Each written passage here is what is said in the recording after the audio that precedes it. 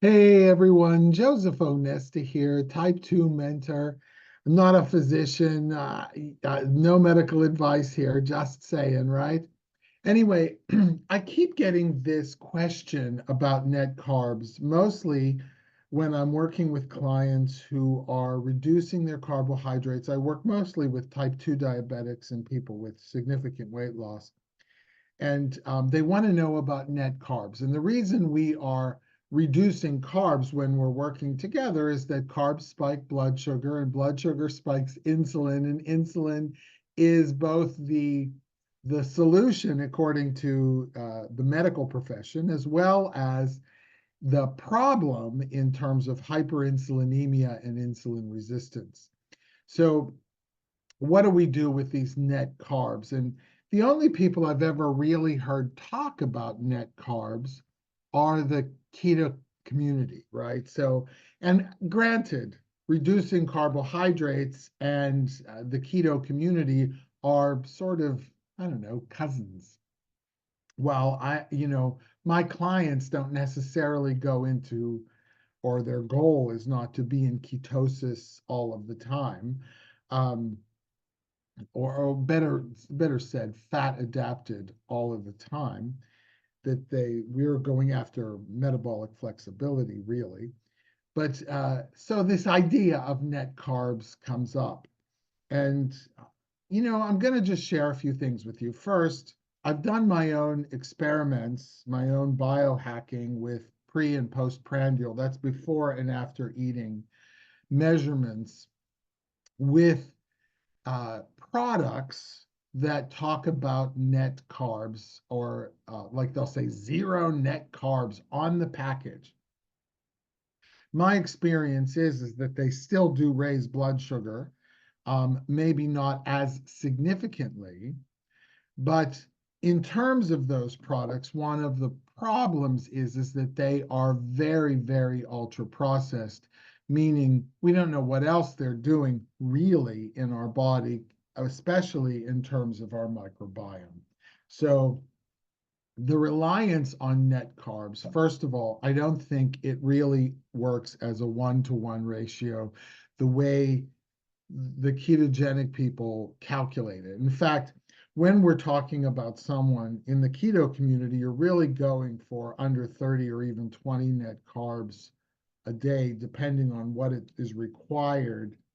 Net, and when we say net carbs, we're talking about 20 grams of carbohydrates for a day, right? So they're really cutting it, they're shaving quite close. And it may be useful for someone who is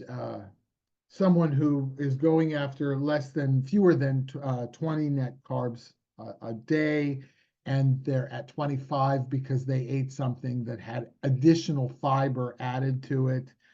Um, might not make that much of a difference. I don't know, but I don't find net carbs to be completely useful. I like knowing how much fiber is in a product, or in a food.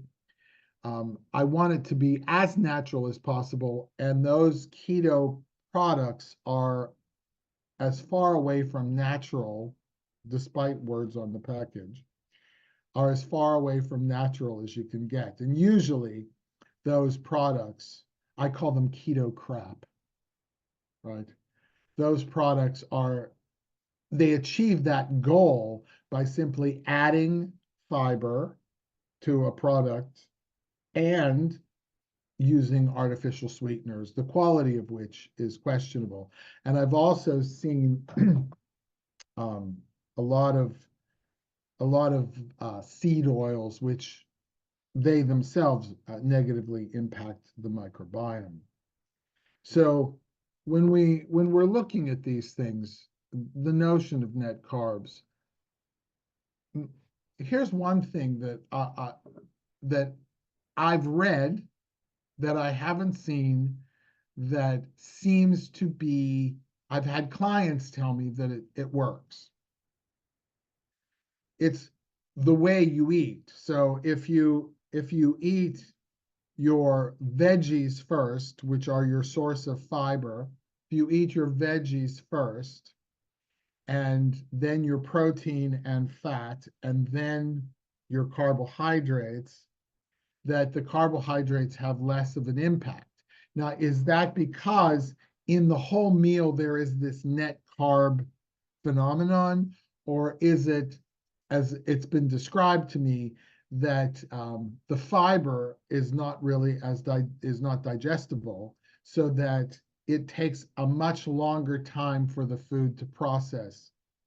Reduced, I guess, motility, that idea of um, how long it takes food to travel through your system. I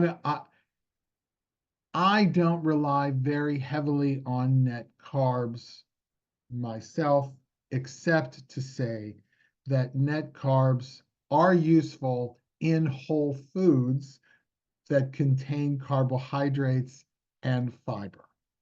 And that's what I'm going to say. Those products, the keto crap out there, I'm going to say avoid it. I'm not going to go into a lengthy discussion on seed oils or artificial sweeteners right now. I tend to avoid both of them. And when I say seed oils, the ones that are chemically processed, like soybean oil and corn oil and vegetable oil and those sorts of things. So, it's not, it's the counting game is important, I suppose, only if your goal is to remain fat adapted, that is burning fat. But keep in mind that just because you're fat adapted doesn't mean that you're burning body fat. It could be that you're burning the fat that's in your diet. So it's a little complicated, except to say, don't count on net carbs to remedy your carbohydrate issues. And um, being in permanent being fat adapted may not be the end all to be all, although both of them um, can be useful in their context. The idea, though, that you can play this game of playing one off the other is a little inaccurate, I suppose. And it may not be a one-to-one issue where you look at the carbohydrate grams and subtract the fiber grams, but it is useful in whole food. And because you understand that this whole food, like an apple, is better than apple sauce, which is pulverized and more easily digested, which is better than apple juice, which is just sugar. So the panacea of net carbs is not something I buy into. It's okay in certain circumstances, and particularly for people who are they're shaving quite close to carb limitations. In my program, we don't count them. We don't count anything. So anyway, Joseph Onesta, type 2 mentor. Hope you got something useful out of there. But, let's just be frank. This net carb thing is not as simple as it looks to be.